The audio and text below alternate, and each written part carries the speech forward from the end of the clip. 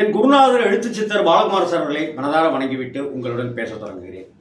வாழ்வெல்லாம் பாட்டில் நாம் இன்னைக்கு பார்க்க போகிறது பாராமல் பார்த்தம் ஜம் ஜம் ஜம் ஜம். இந்த ஹம்மிங்கே ரொம்ப பிடிக்குங்க. அந்த ஜம் ஜம் ஜம் ஜம் அப்படின்னு ராஜா சார் பண்ணியிருக்கிற விதம் இருக்குல்ல, இந்த பாட்டு படம் வரதுக்கு முன்னாடி ஹிட் ஆயிடுச்சுங்க. பூந்தோட்ட காவல்காரன் அப்படிங்கிற படம் விஜயகாந்த் ராதியா நடித்திருந்த படம். இந்த படம் செந்தில்நாதன் சாருடைய முதல் டைரக்ஷன், ஃபஸ்ட்டு படம். அதே போல் லிவிங்ஸ்டனுக்கு நடிப்பில் ஒரு பெயர் வாங்கி கொடுத்த படம். விஜயகாந்துக்கு லிவிங்ஸ்டன் மேலே அவ்வளோ ஒரு பிரியம் உண்டு, அவருக்கு இந்த வாய்ப்பை கொடுத்துருந்தாரு. விஜயகாந்த் சார் ரொம்ப ஆண்டனி அப்படிங்கிற கதாபாத்திரத்தில் ரொம்ப பிரமாதமாக பண்ணியிருப்பாப்புல. எப்படி ஞான ஒளி ஆண்டனி, அது மாதிரி தான் கிட்டத்தட்ட அதை கெட்டப்பும் பாதியார் மாதிரி தான் இருக்கும். இந்த படம் வரதுக்கு முன்னாடியே இளையராஜா சாருடைய கேசட் வந்துருச்சு. எல்லா பாடல்களுமே பயங்கர ஹிட்டு. ஆனால் படம் வந்த பிறகு சிந்திய வெண்மணி சிப்பியில் முத்தாச்சு என் கண்ணம்மா, இந்த பாட்டு பயங்கரமாக ஹிட் ஆனிச்சு. அதே போல் படம் வரதுக்கு முன்னாடி எனக்கு தெரிஞ்சு ஹிட்டான 2 பாட்டு என்னன்னாக்கா, அடிக்கான கருங்குயிலே கச்சேரி அப்படிங்கிற அந்த பாட்டு.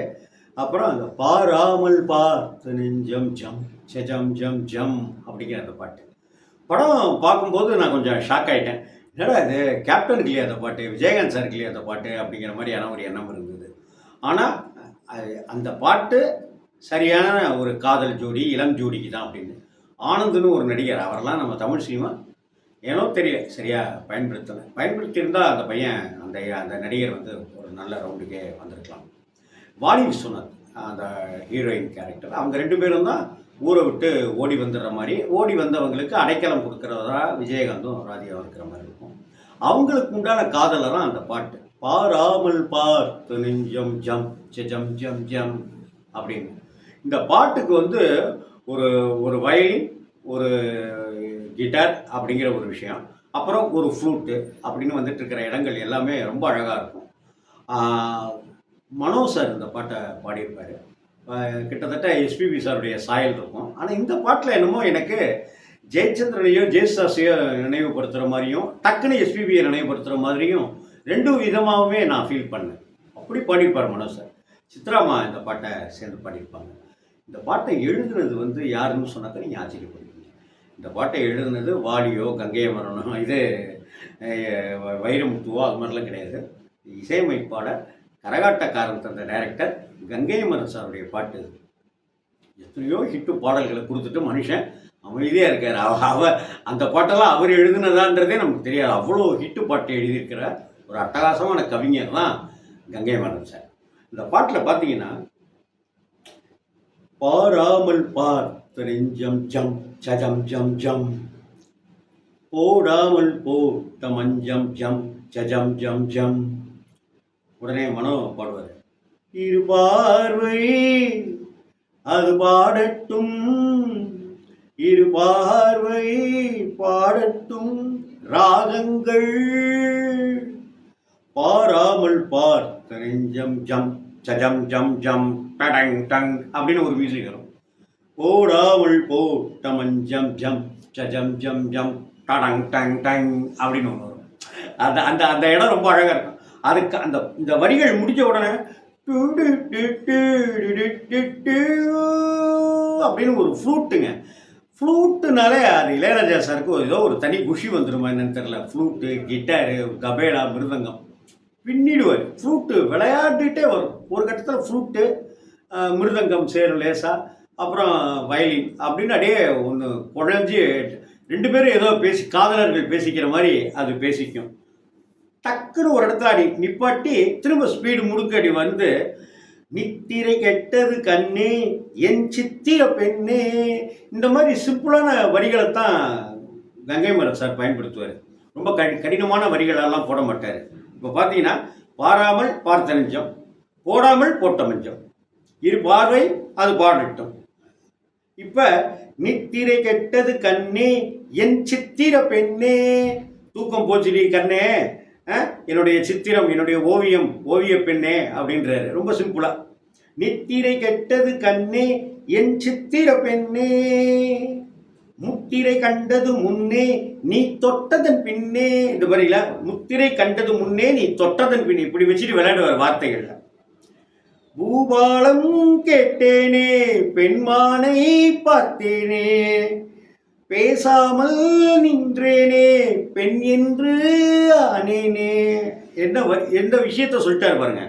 முத்திரை கண்டது முன்னே நீ தொட்டதன் பின்னே. மேல் வாய்ஸ்ல மனோ பாடுறாரு.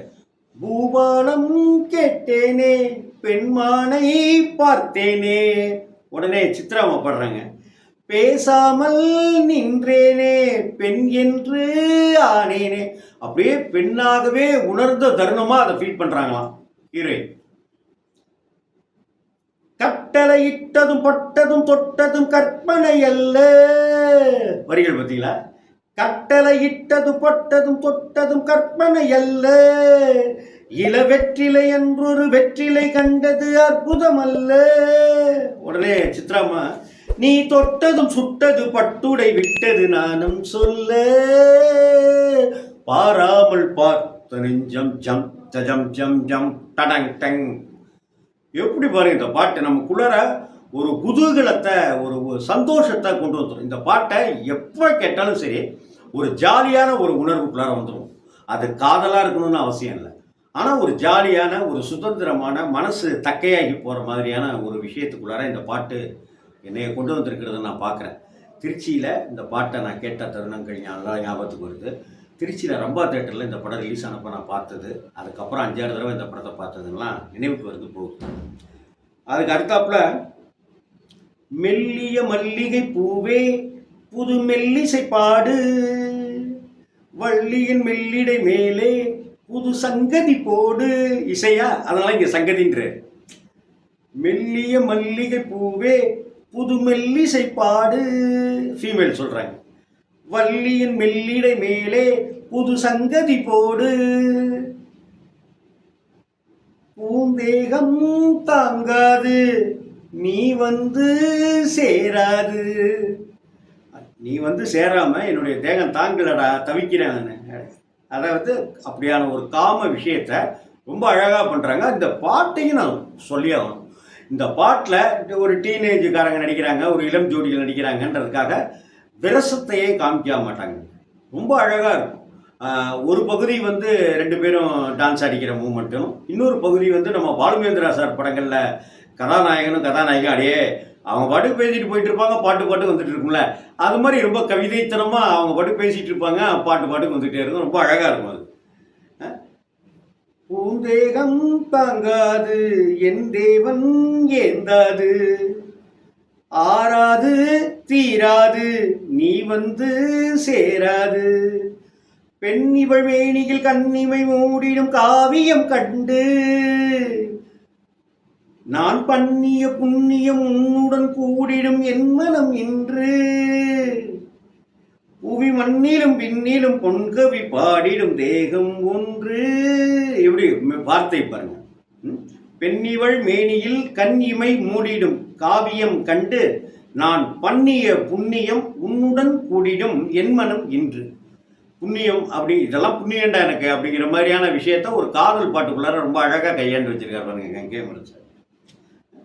புவி மண்ணிலும் விண்ணிலும் பொன்கவி வாடிடும் தேகம் ஒன்று பாராமல் பார்த்த நெஞ்சம் ஜம் ஜம் ஜம் ஜம் டடங் டங் டங் போடாமல் போட்ட மஞ்சம் ஜம் ஜம் ஜம் ஜம்.